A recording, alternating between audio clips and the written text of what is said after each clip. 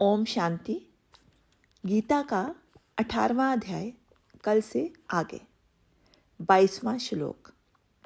जिस समय हम ध्यान, समाधि व प्रार्थना के क्षणों में कुछ समय के लिए शांति में चले जाते हैं, परमात्मा हमें इसी देह में थोड़ी देर के लिए स्वर्ग की सी अनुभूति कराता है। भूलोक यानी ना स्वर्ग ना नरक, कभी हर्ष कभी दुख, उसी भूलोक में मनुष्य खड़ा है। एक मनुष्य बार बार दुख की तरफ चला जाता है।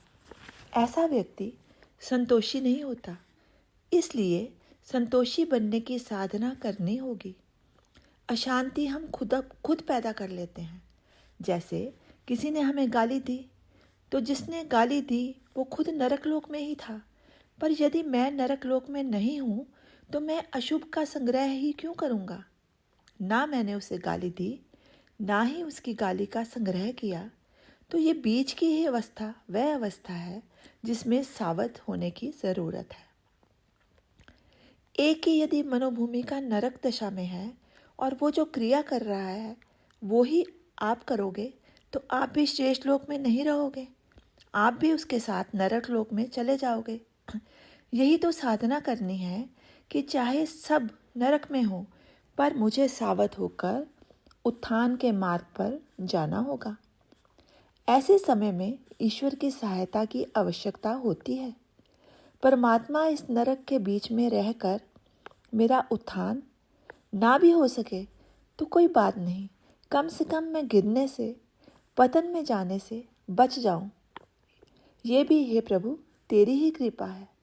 तुझे ही मुझे नरक में जाने से संभालना है। तेरी हाजिरी का मुझे पूरा भान था, इसीलिए मैं तुझे नित्य पुकारता ही रहता हूँ। इसका ही ये असर हुआ है कि तूने कम से कम गिरने से ज़रूर बचा लिया। इसीलिए हे प्रभु मैं तुझे एक मिनट भी नहीं भूलता हूँ। संकट की घड़ी में भी परमात्मा तभी याद आएगा जब हम उसे हमेशा याद करेंगे।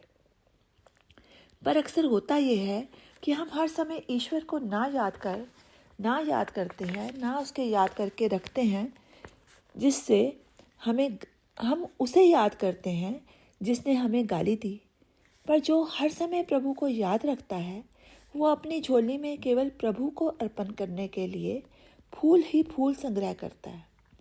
हमारे भीतर कुमति ना जागे, इसकी पावर केवल ईश्वर में ही है। इस कुमति को बाहर निकालने का काम बिना परमात्मा के नहीं हो सकता। सुमति कभी भी कुमति ना बन जाए, इसकी ही शक्ति परमात्मा के पास है।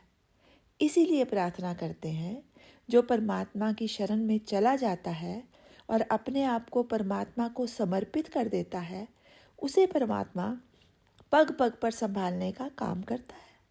हम गिरते गिरते बच जाते हैं और वह हमें उसी समय संभाल लेता है। ये हमारी काया ही कुमति व सुमति का मंदिर है। सर्वसमर्थ ईश्वर की सहायता के बिना हम इसे पूर्ण मंदिर नहीं बना सकते हैं। सारे संसार में कुमति बस गई, पर जब परमात्मा की शरण में जाकर हम कुमति को सुमति बना लेते हैं तो भूलोक से ऊपर उठ जाते हैं। तब हमारे जीवन में धर्म का ही राज्य रह जाता है। स्वर्ग है जीवन, क्योंकि अब शांति है, संतोष है, आनंद है, निर्भयता है। फिर बाकी का जीवन तो व्यक्ति सावध होकर जीता है। कुमति को जिससे पोषण मिले, ताकत मिले, ऐसा कुछ भी वो अपने पास संग्रह नहीं करता है। जहाँ प्रभु के नाम का सिमरन होता है, वहाँ शुद्ध हृदय वाले लोग ही रहते हैं। नाम जपने के साथ साथ जो विचारों की, भावनाओं की, मन की शुद्धि चाहिए, अगर ये ना हुई तो नाम जप के भी जीवन परिवर्तित नहीं हो सकता। ओम शांति। शेष कल।